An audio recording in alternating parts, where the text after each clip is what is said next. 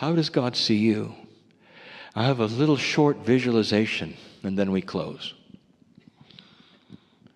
I want you to wipe away, if you can, everything you've been told about that creative source, that energy that you all know is there. Finally, this planet is one that believes in one creator, one God, if you wish. Didn't always. You've evolved to that. The planet now, over 80% believes in the afterlife. Didn't always. You've evolved to that. You're getting it slowly.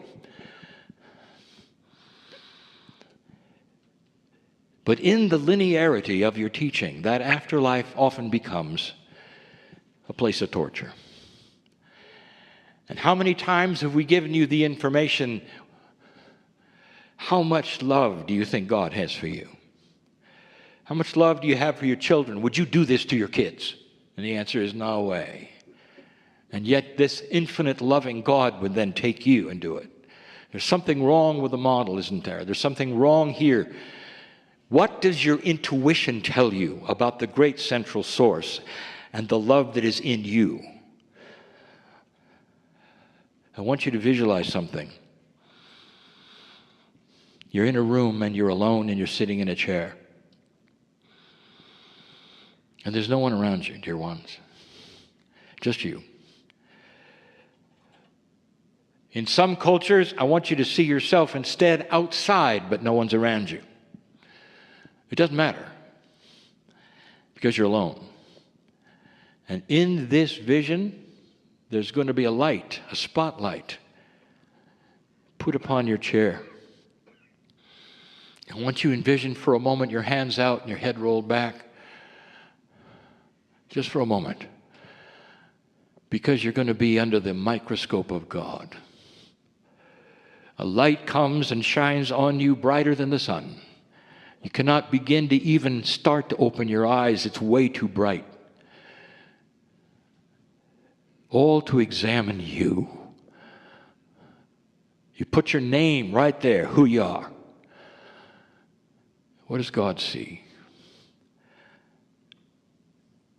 And depending upon that belief model you have or what you've been told or any of the things we started talking about earlier, there are those who will then say, wait a minute, we cannot start there. We've got to clear, we've got to clean, we've got to do exercises, we've got to breathe a little before we want the Creator to examine us. This might be the last thing before I ascend. Who knows? Maybe that's what Christ's talking about. No. I'm talking about where you sit today. Pretend you're alone. Here comes the light.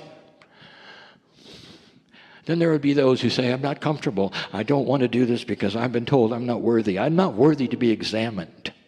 I'm not worthy to look upon the face of God. And I want to tell you, dear ones, here's the first gift. That's a great lie. It truly is. And those who would tear away your magnificence and call you dirty, they may believe this, dear ones. But it isn't so.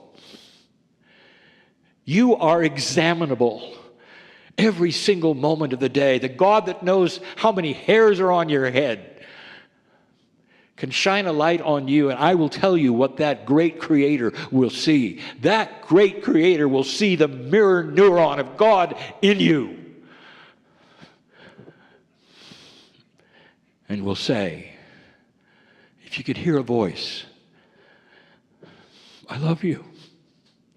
It doesn't get any better than that from the creative source. I love your magnificence. I see me and you together. I see the magnificence that you are, that you will discover you are. I hear the instructions at the beginning of 2019 as the light is shined on you, brighter than the sun, that says, eventually you will stand and go from this chair more magnificent than you ever thought you were. Go from this place different than you came, knowing absolutely that you're here on purpose and there are things to do. And this is the message for the year. But then again, I am Cryon. This has been the message for 30 years.